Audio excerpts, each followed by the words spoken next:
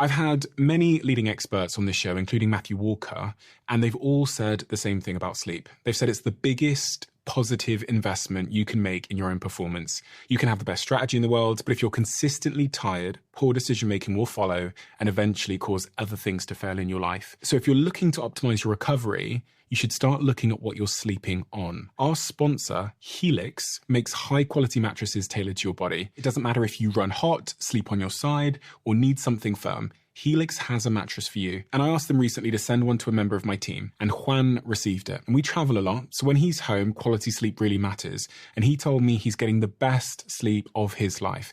And the data backs it up, with 82% of people in a Helix study saying they saw an increase in their deep sleep. And with a 120-night trial, you've got 4 months to prove it to yourself. You can get 27% off at helixsleep.com/diary. That's helixsleep.com/diary. For the last couple of years, I've been working on something that I realized every podcaster listening to this, but actually probably every creator listening to this, might just need. Podcasting is difficult for many reasons. And one of them is that these hosting platforms don't give you much information. And also, because they're so fragmented, you kind of have to go through every single platform, uploading it to YouTube and then taking the same big old video file and uploading it to Spotify's platform. It takes huge amounts of time. And that friction means most of us don't do it. That is the problem we set out to solve. And so we built something called Flightcast, which you can find at flightcast.com.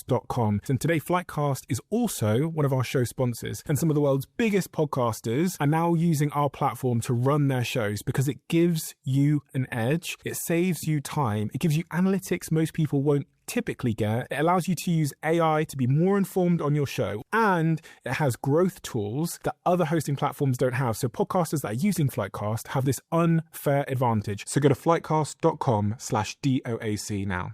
Hello again. It's great to be back. Last week on the podcast, we delved into Dom's incredibly inspiring diary. The feedback from that chapter has been tremendous, and I think I speak for Dom when I say we've both been pleasantly overwhelmed by the amount of tweets, direct messages, and posts we've both received. Following that chapter, many people approached Dom and shared their own personal battles with him. And I guess that's part of the beauty of this format, because honesty begets honesty. And we live in a world where that raw honesty is so rare, where everybody is sharing their best life and the edited, filtered highlight reel of their life. And this podcast will never ever be about big names. And we might have big names on, and we've got a few coming on, but that's not the point. The podcast is about big stories told honestly. And this week we're reopening my diary, and I'm going to apologise in advance because I've not processed most of the scribbles in front of me. So if I stumble, it's because I'm working these things out for myself as I go. And because, as you know, there's no scripter here, there's no writer. It's just me, myself, and my thoughts. In the next chapter, the one after this, I've got another incredible guest coming on who a lot of you will actually know. And this guest is guaranteed to take us on a journey that we've not been on yet. I cannot wait to share that with you. Lastly, I've been repeatedly asked this week where and how I record the podcast. And just to give you a bit of context, it's currently 3 a.m. here in my house in Manchester. I record the podcast from my phone using a mic that just plugs into my phone. I'm sat in my boxes in my laundry cupboard with the lights off under the stairs. It doesn't get much more real than that, okay? But without further ado, this is chapter 11. And I'm Steve Bartlett. This is the Diary of a CEO. I hope nobody is listening, but if you are, then please keep this to yourself.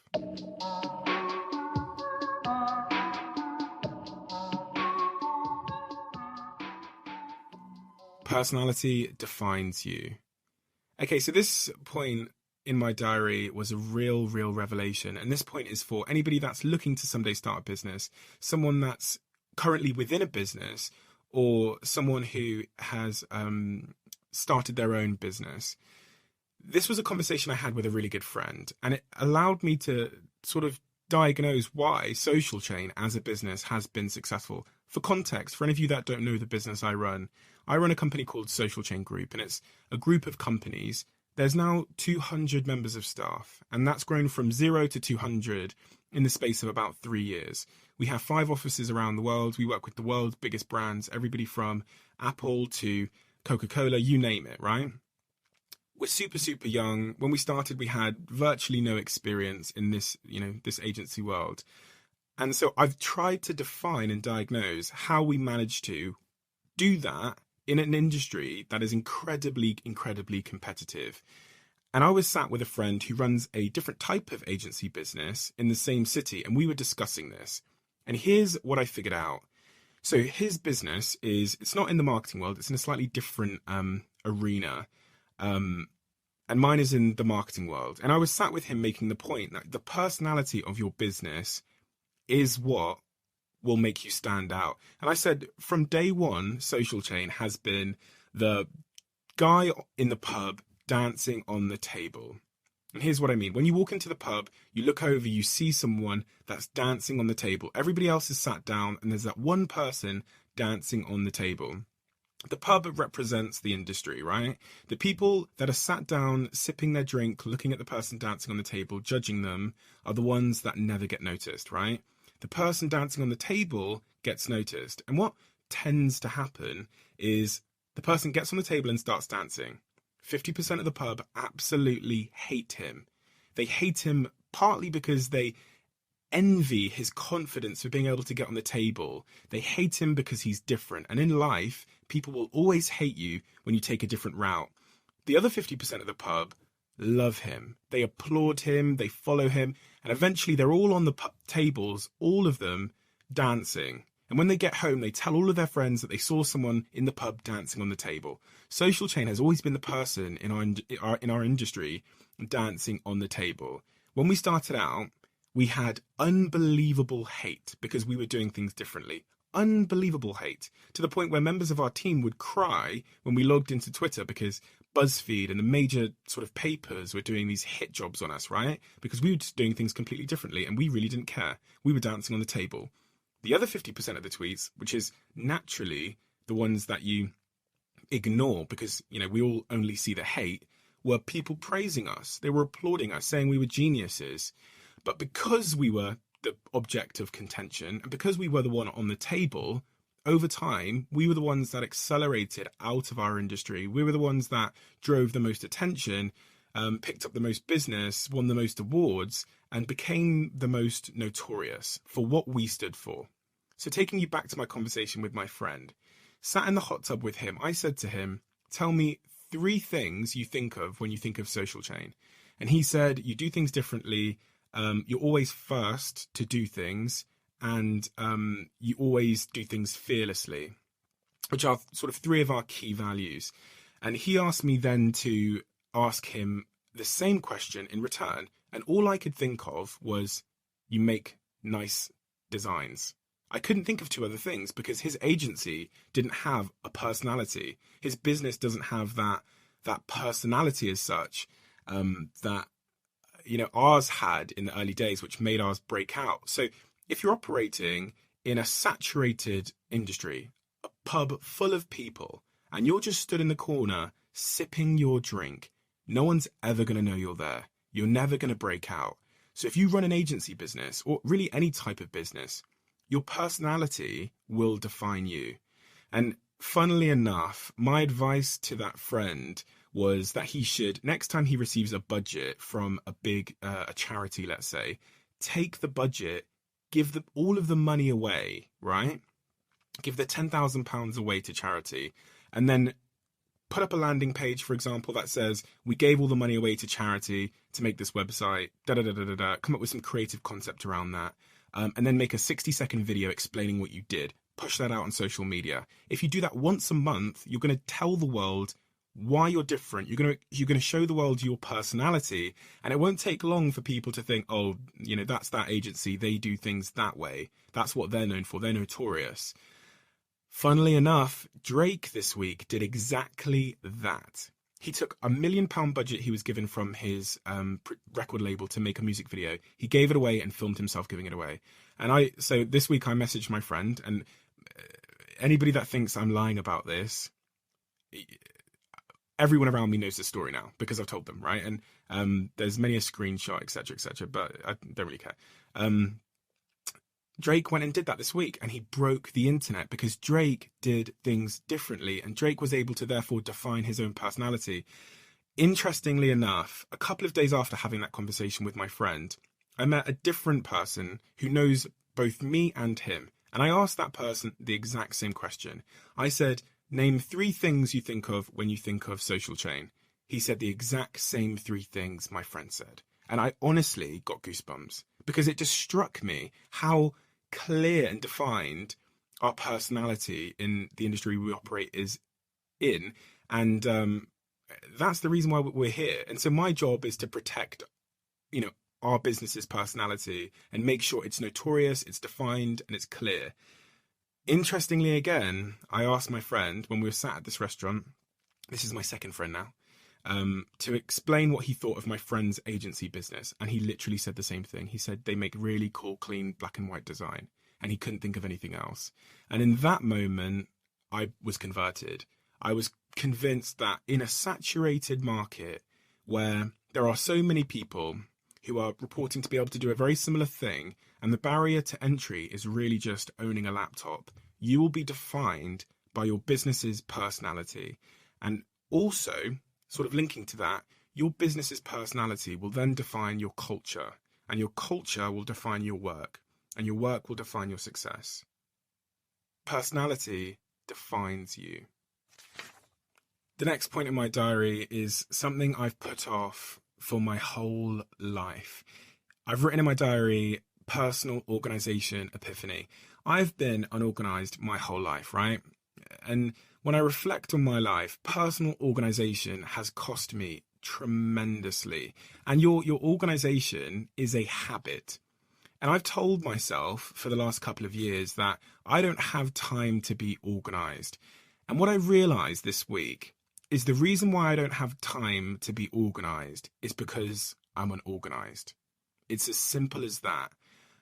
I have, over the last couple of years, put people in place around me to help deal with my total lack of organization. So I've got a personal assistant, I've got a cleaner that sort of keeps my house tidy and things like that.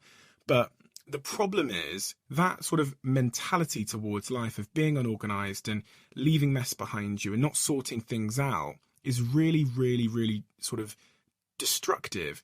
I looked in my bag earlier on this week, and it's just this duffel bag full of wires and receipts and cords and a scratch card. I can't remember doing a scratch card. There's a sock in there. It's a total mess. And when I think about the organization of my life, if it wasn't for these people around me, my life would look exactly like this messy, tangled up duffel bag. And nobody can tell me that I would operate better with this sort of tangled wire state of mind and this tangled wire life. And so this week, I finally tried to confront it. I'd heard for years and years and years that some of the most effective people are those that make their bed in the morning. So upon waking up this week, I made my bed every single day, and I'm continuing to do so. And I keep my room completely clean, not because I have to, because my cleaner will come anyway, but because I think that will be the sort of, you start as you mean to go on. And if I make my bed, hopefully I'll continue that attitude throughout the day. And it really is a habit that I'm trying to break that I've always had. I reflect on my life since being in school, and I try and calculate how much my lack of organization has probably cost me.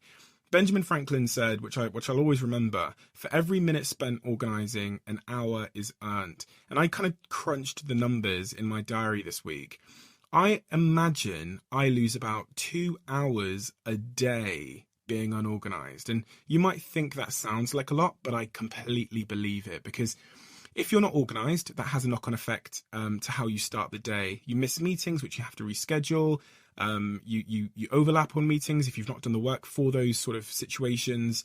You then get into bed probably at a really bad time, which again causes this knock-on effect. So I believe that I'm probably losing about 2 hours a day being unorganized.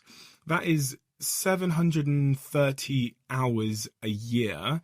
And in the last sort of 15 years since I've been at school, that's 11,000 hours I've lost since I've been at school, which is almost a year and a half of time that I've lost, right? And think about what you can do in a year and a half. I've lost a year and a half because I've, in the short term, just thought, okay, leaving that there or not sorting that out now or letting that be a mess is fine. but you don't see that compounding force over time, right? So it's not just about the amount of hours you've lost, it's the way that that could have compounded in your favor had you been more organized. So being organized for me is a very, very serious thing now, and I'm really making an active effort to be more organized. And that starts with small things. It starts with doing the bed in the morning, getting up out of bed, having a shower, brushing your teeth, having your breakfast, going to the gym, taking the dog for a walk, all these things, right? And funnily, they're all weirdly connected. When I make my bed in the morning, my routine then seems to happen. So I'll go and I'll brush my teeth and I'll have a shower and I'll iron my clothes and I'll have my breakfast, I'll go to the gym. And it all starts with me doing my bed, which is bizarre. I can't actually figure out how this has happened, but every day I've done my bed, I've then followed my routine. Historically, because I've been in rushes and I've forgotten stuff and I've been in hotel rooms, I would have forgotten my toothbrush, which meant that I didn't brush my teeth, right? I go into the day, I try and brush my teeth at lunchtime, but the problem is, if I forget at lunchtime, then my teeth go a day unbrushed. And I'm just going to be completely honest, right? It's not the nicest thing to hear. But if I go for a day with my teeth unbrushed, again, over time, that causes me other problems. That means that I have to go to the dentist and I lose more time there and I lose more money there. And if I think about the cost in money terms that I've probably wasted, I imagine with the lifestyle I have now, a lack of organization probably costs me minimum £30 a day. Right. And that is forgetting my rail card, right? Leave it, because my bag was a mess and I didn't move it into my work bag. That is losing something, right? Losing my hat, right? And you guys know that I wear hats all the time. So in the last 3 years, if I've lost £30 a day, I've probably lost about £30,000 to £40,000. Organization isn't a joke.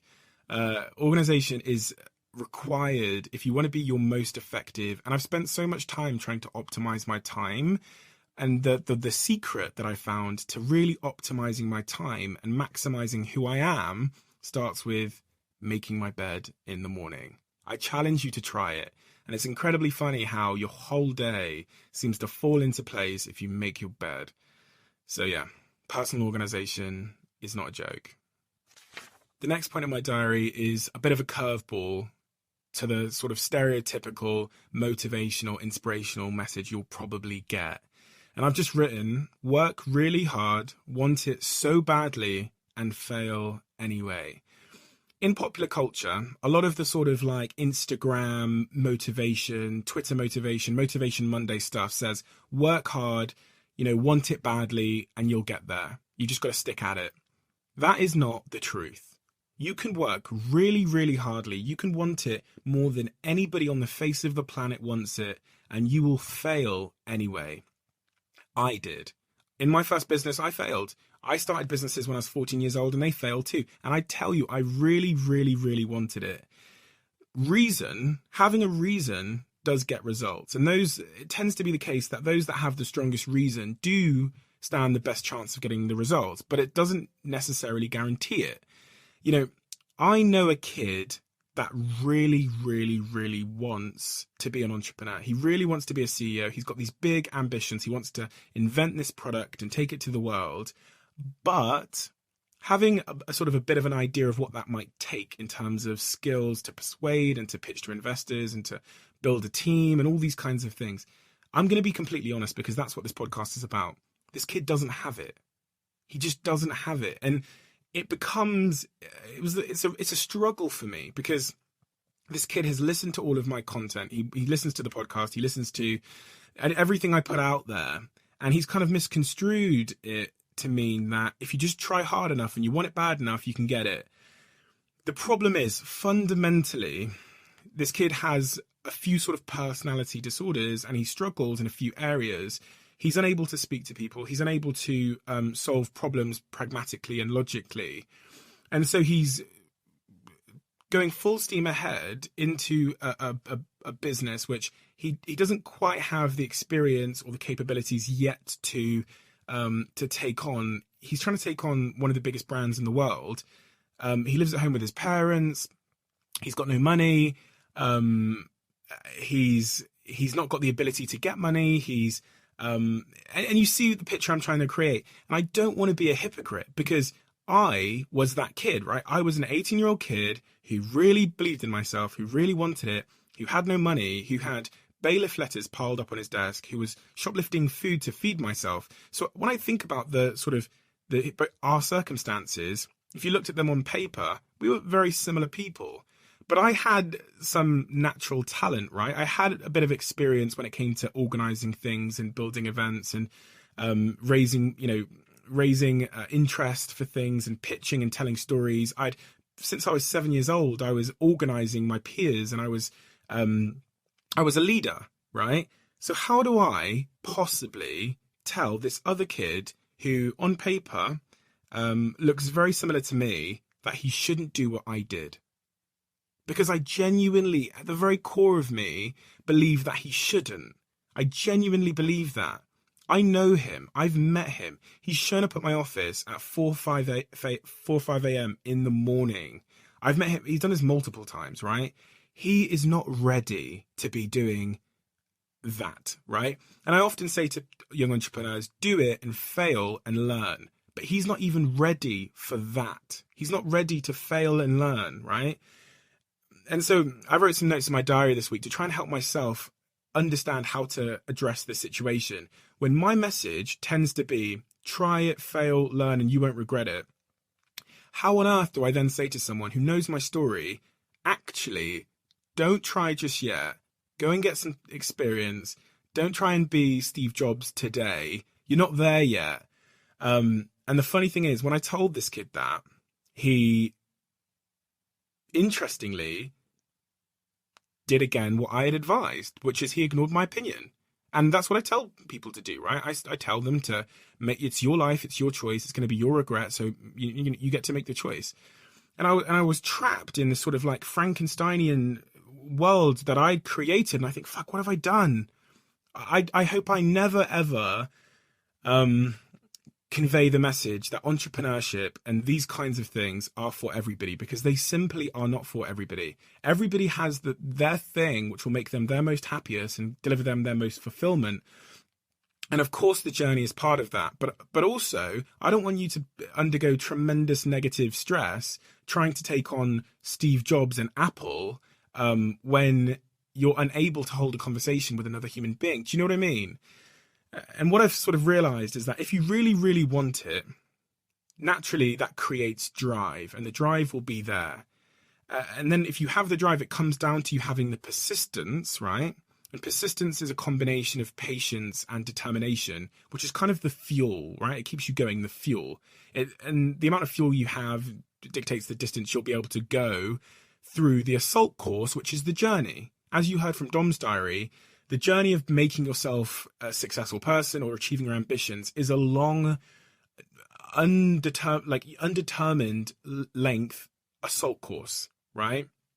And if you have enough fuel, because of the persistence and the determination, which derive from the drive, which derives from the passion, you'll get through the assault course. However, your natural ability, and in this kid's case, he doesn't have the natural ability, and when I say ability, I mean talent and experience, will determine how long your assault course is, because some people will have to learn more skills, and have to go through more to get there, right?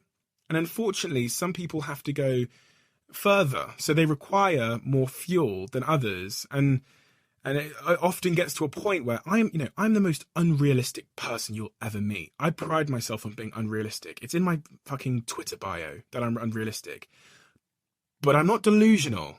Okay, these are two different things. And if your assault course is 1,000,000 miles long and you don't have the fuel to go 1,000,000 miles, then don't run the assault course.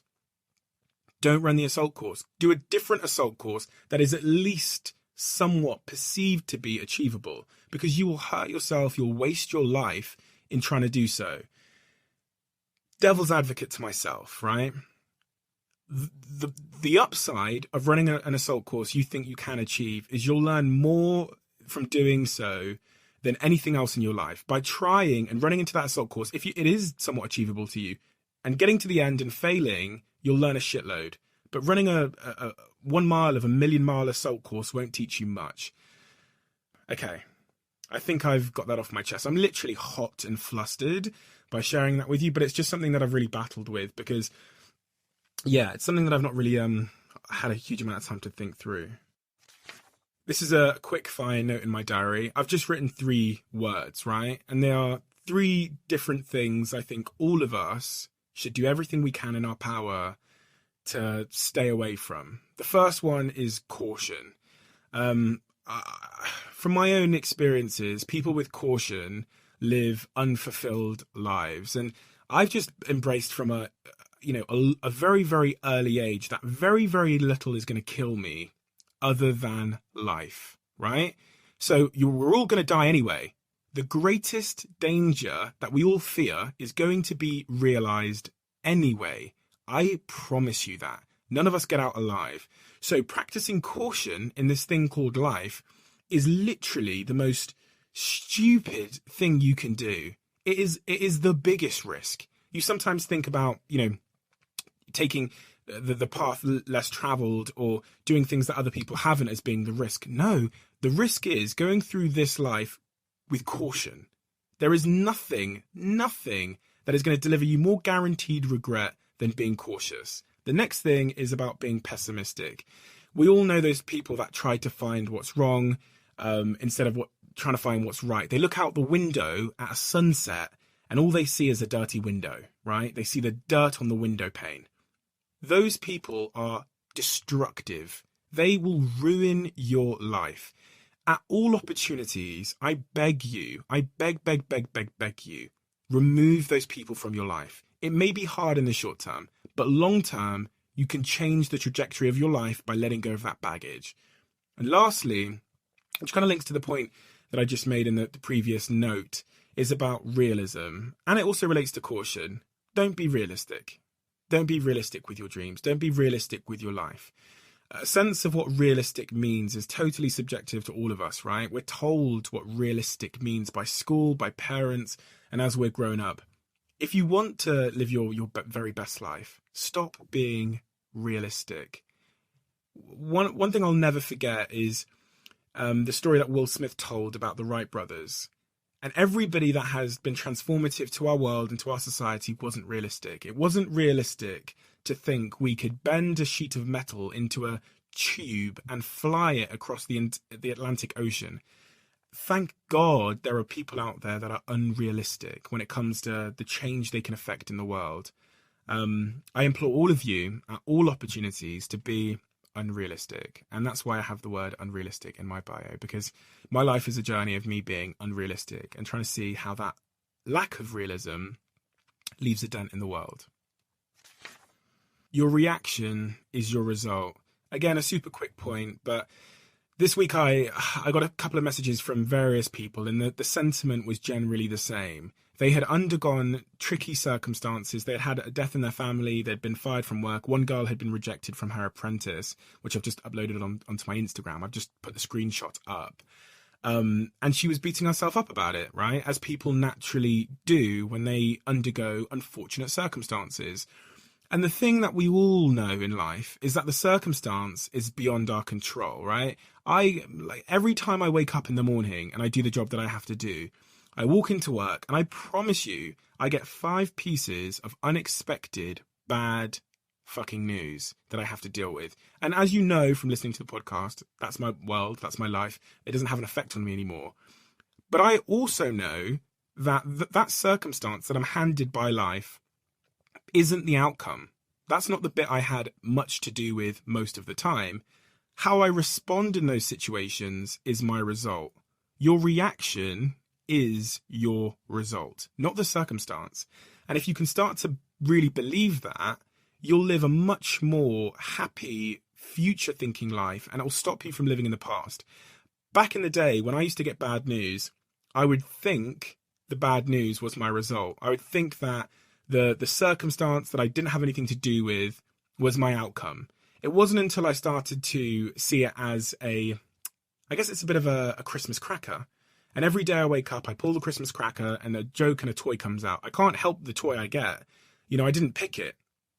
But my perception on that toy and how I deal with the toy, how I play with the toy, how I respond to that situation is really my result. I can either be, unhappy that I didn't pick a different Christmas cracker. I can beat myself up. I can blame other people. And all those things lead to less than satisfactory outcomes. Or I can pull the cracker. I can put the hat on. Okay, I got a bloody pencil again, but that's fine. I can write something with that pencil and I can perceive that situation to be positive. And funnily, your reaction is your result, and the result can be whatever it is you want it to be if your perception is positive. And that's also why that pessimism is one of the most corrosive things I've identified in my journey, the last 3 years that I've been on.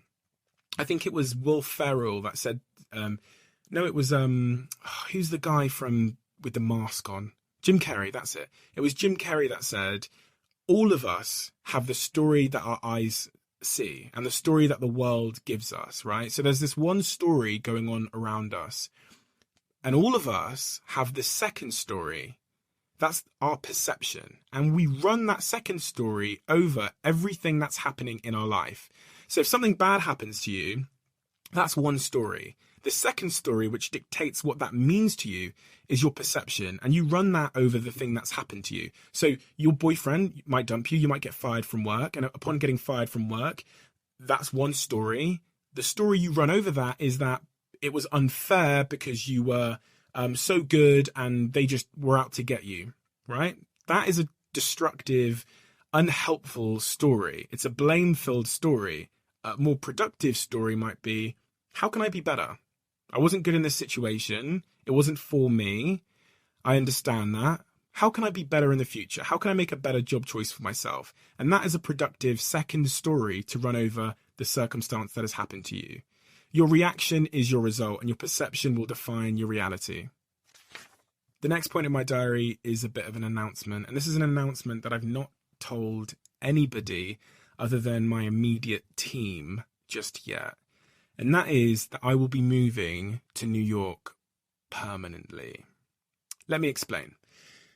So when I say permanently, you've got to understand that the nature of my life and the way that my calendar works, my schedule, I can't be anywhere permanently, right? I'm going to be everywhere always. But I'm moving my base from Manchester in the UK to New York. I currently live in Manchester. I'm going to live in New York. Here's, in a short way, here's why. Our teams here are tremendous. Our leadership team here is tremendous. They are capable of solving problems without me. Honestly, most of them are significantly smarter than I am. They don't need me anymore. I'm a support system for many of the leaders. I offer my opinion, my advice on the vision, on keeping that specialness, on making sure that we dance on the table, and on being a bit of a soundboard to the sort of managing directors, the directors of the company. But they don't need me in the same way that the New York team, I believe, need me. And so when I think about my time spent and where my time spent would return the greatest value, the answer to me is clear.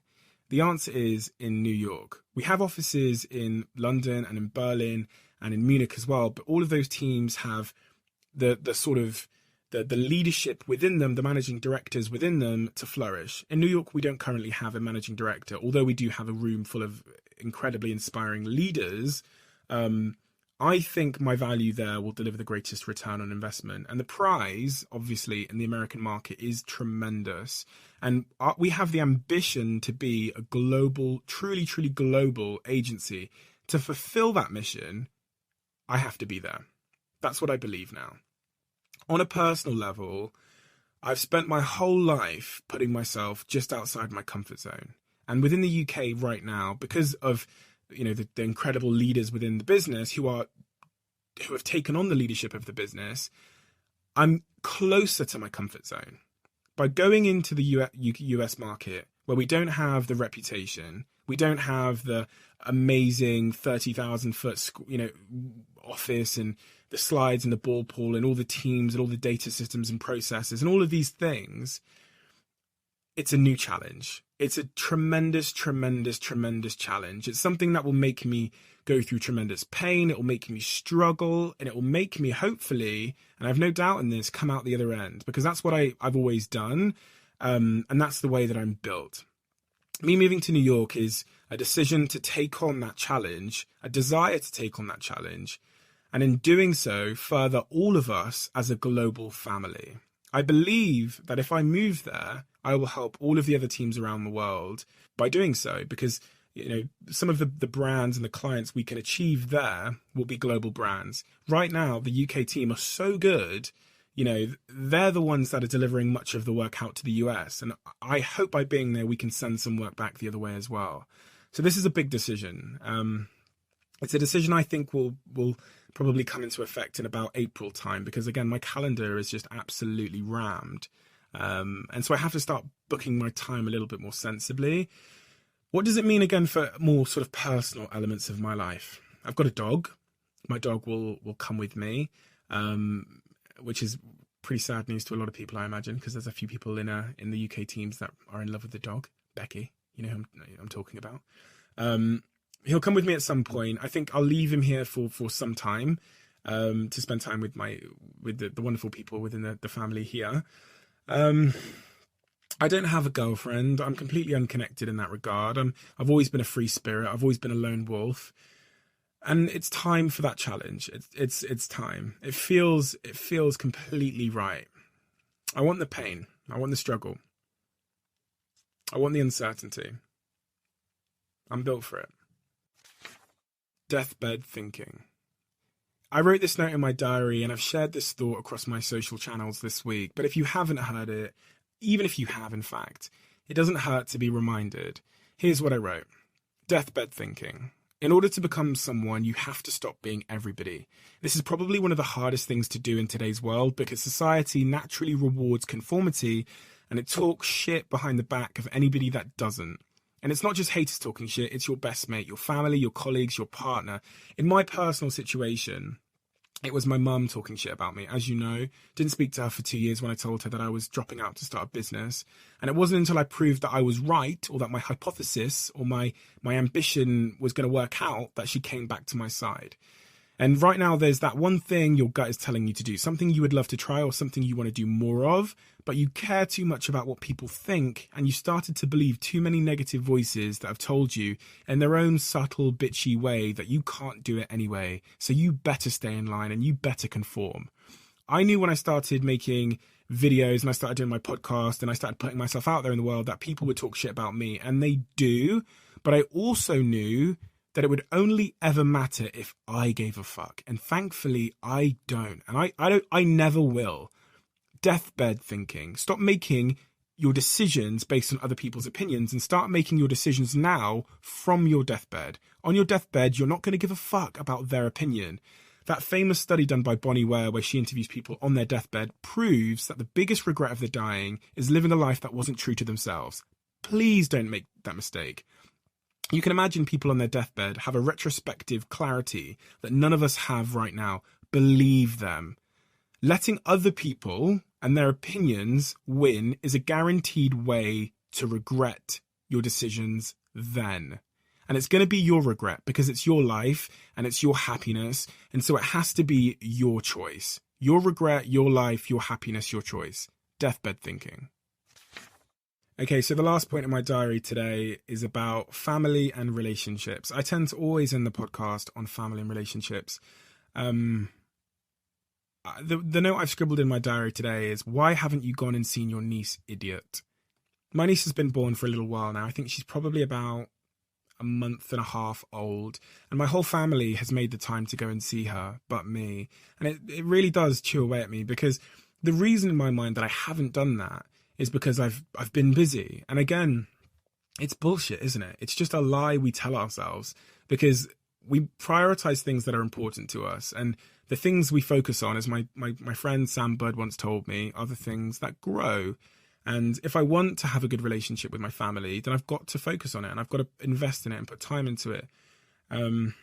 Business will never be more important than family. It will just never be the case. But what I've struggled with is prioritizing, right? Because business will always present me with urgent, immediate tasks that need to be solved, right? Whereas family will virtually never, until it's too late, speaking quite frankly. And I don't want it to have to be too late for my family to be a priority of mine, you know? And so this week on Tuesday, I'm going to pop down to London. I've got a couple of meetings there. And then after my meetings, I'm not going to get back on the train. I'm going to go across and travel across to see my brother and my little niece. I've become like a dad. I'm like showing this picture of my niece to everybody in the fucking street. So, I'm tremendously proud. I just got to put in the time, and I cannot wait to meet her. And the next point connected to this is about relationships. Over Christmas time and January, I went out to India and Sri Lanka with my ex-girlfriend. Some of you will know she used to also be my personal assistant. It's a long story. Go back to chapter 1 if you want to hear more about that. And I went out there, I guess, in the bid to rekindle things. Over the last few weeks, we've been chatting, and unfortunately, we've come to the decision that it doesn't make sense. She lives in Australia. I guess we tried to make it work at distance, but it just doesn't make sense for various reasons, which I won't go into. She's a wonderful person. I will always love her, and I'll always be here for her, and she knows that. But it just hasn't made sense for various reasons. So here I am again, back on my ones, with my dog. And you guys. Thank you so much for listening to chapter 11. It's been, again, a sort of cathartic, wonderful journey for me to offload all of these thoughts to you. Hopefully you've gained something from listening. If you could be so kind, and I won't ever ask a tremendous amount from you, please, could you leave a review in the App Store for me? I really, really, really appreciate all of your 5-star reviews. They bring a little bit of light to my life, and I've read every single one. And feel free to tweet me your thoughts on the podcast to myself on Twitter or on Instagram. If you do tweet me, I will follow you on Twitter, which is also an upside, I guess, and we can chat via DMs, etc. Reach out to me, let me know what you think, and you guys will help me hopefully solve some of these challenges, specifically on the point of family that I go through. I want this to be a two-way two-way thing. It's not just me sat here in my boxes talking to you. Hopefully you can use Twitter to talk back to me.